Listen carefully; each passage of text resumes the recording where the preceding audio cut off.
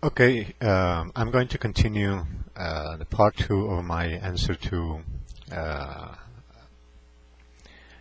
the issue of slavery. Um, you say that Jesus came to fulfill the law, and that is absolutely true. There is no doubt about it because that's what the Bible say. Now, once again, slavery as a sin was never given to man as a law. There is no law in God's word in which He says that some men should be free and some men should be slaves. All right. That slavery did not come from God. Slavery is a sin committed by man. Therefore, there is no law regarding the imposition of slavery. All right. Number two, you say that God gave instructions on how to sin. That is totally, I would say, absurd, because it would simply deny God's attributes, in which we know that God is incapable of sinning, God cannot be tempted, God cannot sin. Therefore, sin is an abomination before God, and He could never instruct anybody to sin or how to sin. God is eternal, yes. He never changes, that is true.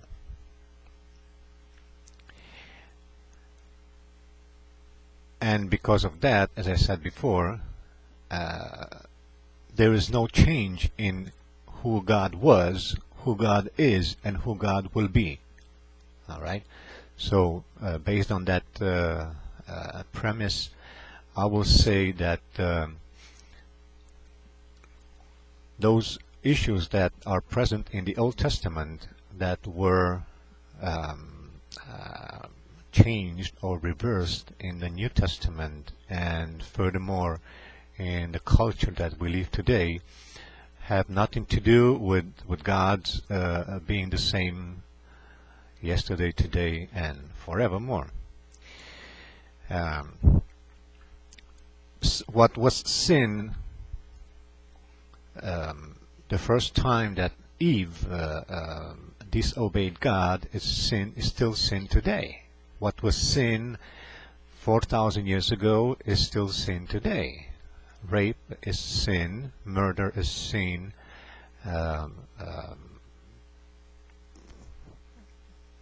lying is sin. All these things were sin thousands of years ago and is still sin today. But I want to make an emphasis that sin was not introduced by God into this world. Sin is the responsibility of mankind. Therefore, you cannot hold responsible or say that God changes in time, because He cannot change. Change to what? Change to being better? That means that God was not good before and now is good. Then it enters in conflict with the premise that God never changes. And I believe that God never changes. He's the same yesterday, today, and forever. God, however, gives instructions to mankind of how to behave, how to do things, based on the culture that mankind lives in.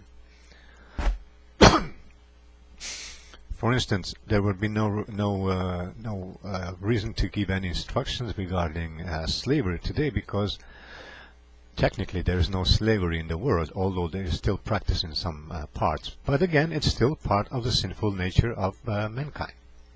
Okay, let's move on.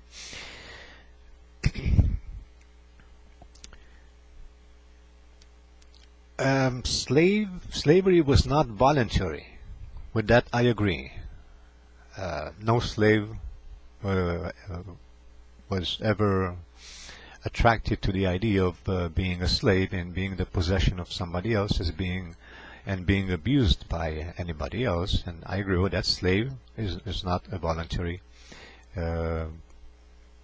activity.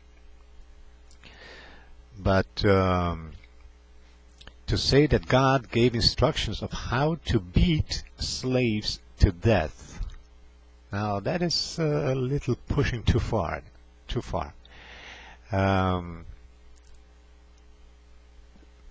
Slavery as a sin was, as I said, invented and established by mankind, and mankind has established its own rules on how to treat slavery, how to treat the slaves. All right. We also have to consider again the culture in which those laws were given. A culture in which man's role was predominant, women's role were totally insignificant, and therefore the rules and the laws were given according to the manner in which man has chosen to live his life or his existence. So socially, God cannot be blamed for any abuses of masters against their slaves, because again those abuses were not instructed by God and were committed by men. Therefore, you cannot hold God responsible for what man does. That's why we have a responsibility. You say that daughters were sold as sex slaves. I'm not too sure about it. Maybe the sex slave issue is more applicable to what is happening today in some parts of the world. But at that time, daughters were not necessarily sold as sex slaves, but as servants.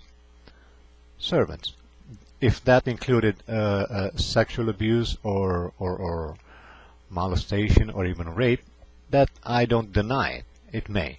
But the daughters were not sold as sex slaves. They were sold as slaves for the reasons of the culture and society in which mankind has chosen to live at that time. All right. Now, you said there is a difference between God letting sin happen and God giving instructions on how to sin. I agree absolutely. There is a difference between letting sin happen, but God never gives instructions on how to sin.